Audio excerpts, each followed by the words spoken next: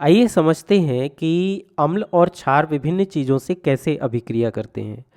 तो चलिए पहले हम अम्ल की धातुओं के साथ अभिक्रिया को समझते हैं।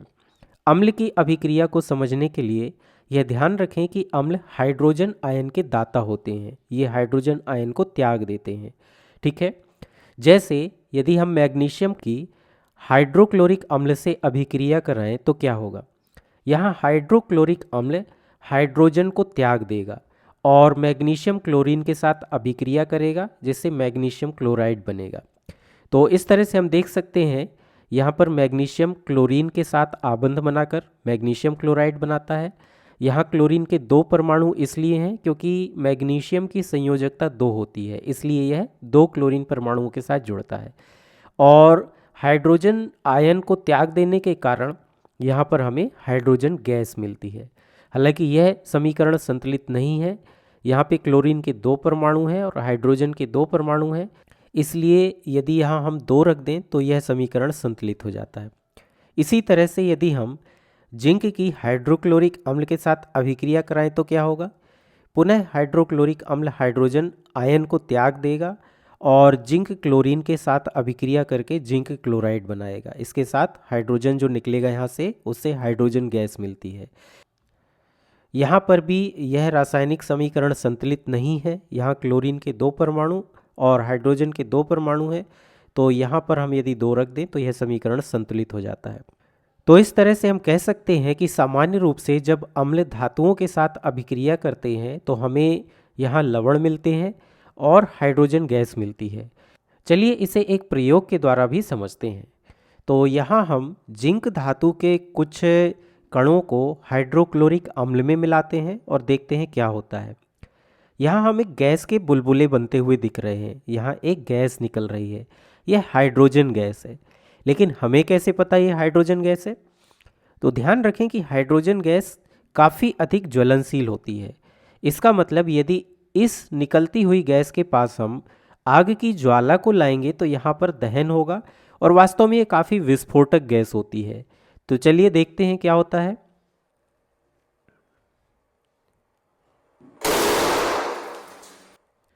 तो गैस का दहन होने पर हमें यहाँ विस्फोट देखने को मिलता है।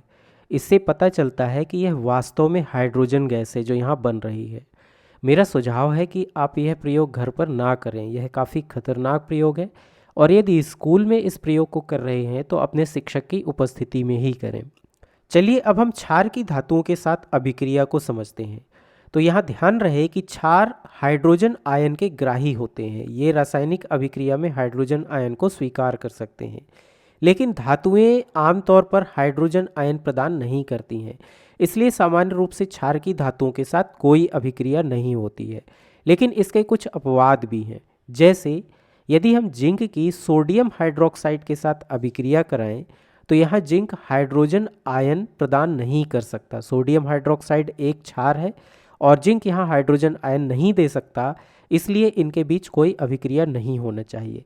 लेकिन जिंक एक अत्यधिक अभिक्रियाशील धातु होती है, इसलिए यह सोडियम हाइड्रोक्साइड से हाइड्रोजन को विस्थापित कर देती है, जिससे सोडियम जिंकेट का अणु बनता है और साथ में हाइड्रोजन गैस निकलती है। तो इस तरह से जिंक क्षार के साथ अभिक्रिया कर सकता है। हालांकि अधिकांश धातुएं क्षार के साथ अभिक्रिया नहीं कर सकती, इसलिए ध्यान रहे कि केवल अत्यधिक क्रियाशील धातु ही क्षार से अभिक्रिया कर सकती हैं।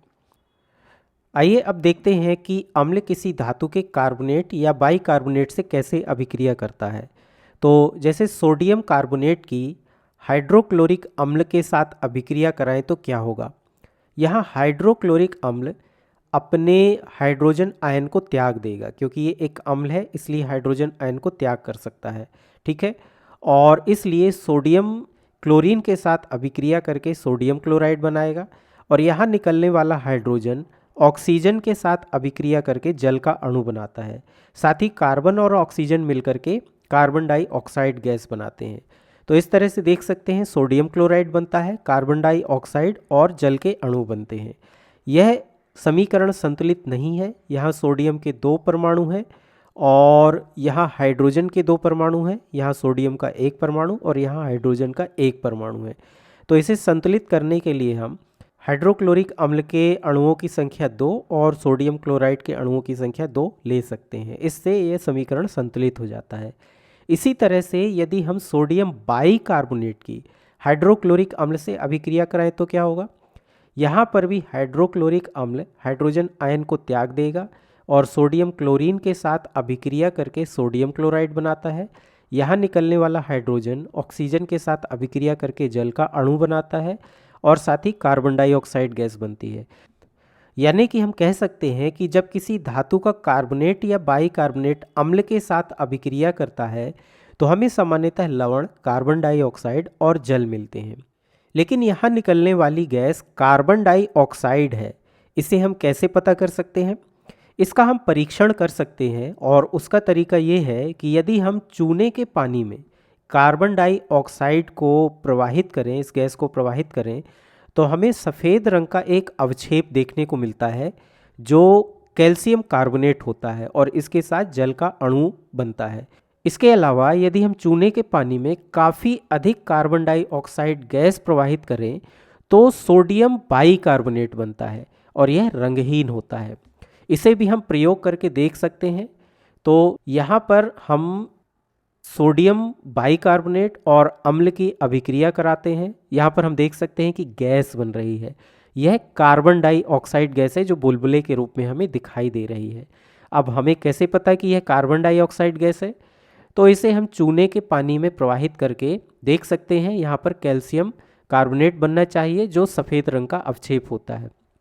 यहाँ पर हम कार्बन डाइऑक्साइड गैस को प्रवाहित कर रहे हैं और देख सकते हैं कि सफ़ेद रंग का अवक्षेप बनता हुआ हमें दिखाई दे रहा है। यह कैल्शियम कार्बोनेट है। अब यदि इस विलयन में हम और अधिक कार्बन डाइऑक्साइड को प्रवाहित कराएं तो हमें यहाँ पर कैल्शियम बाइकार्बोनेट भी मिलेगा जो रंगहीन होता है। लेकिन उसके लिए हमें काफ़ी अधिक कार्बन डाइऑक्साइड की आवश्यकता होगी, इसलिए हम इस प्रयोग को आगे अभी नहीं करेंगे। अब चलिए देखते हैं कि अम्ल और क्षार आपस में किस तरह से अभिक्रिया करते हैं। तो यहाँ अम्ल हाइड्रोजन आयन का दाता होता है और क्षार हाइड्रोजन आयन का ग्राही होता है, इसलिए इनके बीच काफ़ी आसानी से अभिक्रिया हो सकती है। जैसे यदि हम हाइड्रोक्लोरिक अम्ल और सोडियम हाइड्रोक्साइड की अभिक्रिया कराएं तो यहाँ हाइड्रोक्लोरिक अम्ल हाइड्रोजन आयन को त्याग देता है और ये हाइड्रोजन आयन OH के साथ जुड़कर जल का अणु बनाता है और सोडियम क्लोरीन के साथ मिलकर सोडियम क्लोराइड बनाता है। इसका मतलब जब अम्ल किसी क्षार के साथ अभिक्रिया करता है तो हमें लवण और जल मिलते हैं।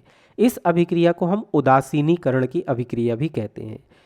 तो इस प्रकार हमने इस वीडियो में समझा कि अम्ल जब धातुओं के साथ अभिक्रिया करते हैं तो हमें लवण और हाइड्रोजन गैस मिलते हैं। इसी तरह क्षार जब धातुओं के साथ अभिक्रिया करते हैं तो आमतौर पर इनके बीच कोई अभिक्रिया नहीं होती। अपवाद की स्थितियों में काफ़ी क्रियाशील यदि धातु है तो वह क्षार के साथ अभिक्रिया कर सकती है। इसी तरह अम्ल जब धातु के कार्बोनेट या बाइकार्बोनेट के साथ अभिक्रिया करते हैं तो हमें लवण, कार्बन डाइऑक्साइड गैस और जल मिलते हैं और अम्ल की क्षार से अभिक्रिया होने पर हमें लवण और जल मिलते हैं। इसे हम उदासीनीकरण अभिक्रिया भी कहते हैं।